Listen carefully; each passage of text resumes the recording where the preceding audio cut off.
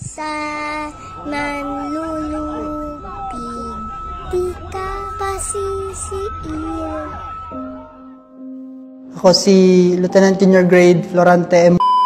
Philippine Navy. Currently assigned Naval Special Warfare Unit 8, Naval Special Warfare Force.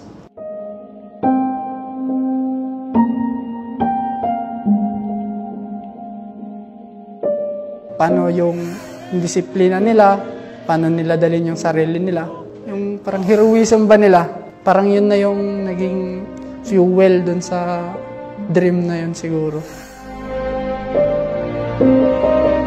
June 17 ay yung incident. Bago kami umalis, nagbibiroan pa kami, tapos nagsisigawan na. Okay na, moral na yung tropa. Siyempre kami, masaya din kami kasi first time din namin ma-assign doon sa Sierra Madre. Tapos masaya din yung mga outgoing namin. Kaway-kaway na kami niyan. Biglang may mabilis na paparating. Yun pala, Chinese. Tapos hindi namin in-expect na yung mga dala na pala nila, mga palakol na, mga sibat, mga bakal, mga tubo. Agaw talaga nila. Parang gusto na talaga nilang ipagbawal ba yung pagpunta doon or pagkaroon ng rore. Stability under pressure. Nakabahan ka. Nag-isip pa rin kami na mag-observe kami. Hindi kami padalos-dalos sa anong gagawin namin. Nandun pa rin yung pagtitimpi ng mga kasama ko. Sabi nga sa amin, fight another day. Atin yung West Philippine Sea. Kami bilang Philippine Navy, Armed Forces of the Philippines, nananawagan kami sa tulong nyo para protektahan natin ang West Philippine Sea. Sa inyong mga kanya-kanyang pamamaraan, malaki ang maaari nyong maiambag para maprotektahan natin yung teritoryo natin at yung soberanya natin.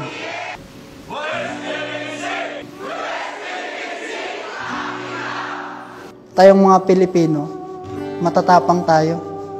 Lahi tayo ng matatapang. Kumbaga, salat man tayo sa kagamitan, hindi tayo nagkulang sa tapang, sa lakas ng loob. Pinilit pa rin gawin kung ano yung inatas na trabaho. Matutunan natin ng mga Pilipino ang magkaisa. Hindi ngayon yung panahon para mag-away-away. Ngayon yung panahon na kailangan nating magkaisa. Hindi lang para sa atin, kundi para sa susunod na henerasyon ng mga Pilipino. Yung mahalin natin yung bayan natin. Para sa akin, ang araw ng mga bayani, ito yung time na mag-reflect tayo. So, buhayin natin sa sarili natin yung pagiging isang bayani. Isang karangalan, yung makasama ko kayo sa service. Isang napakalaking karangalan ang magsilbi sa ating inang bayan.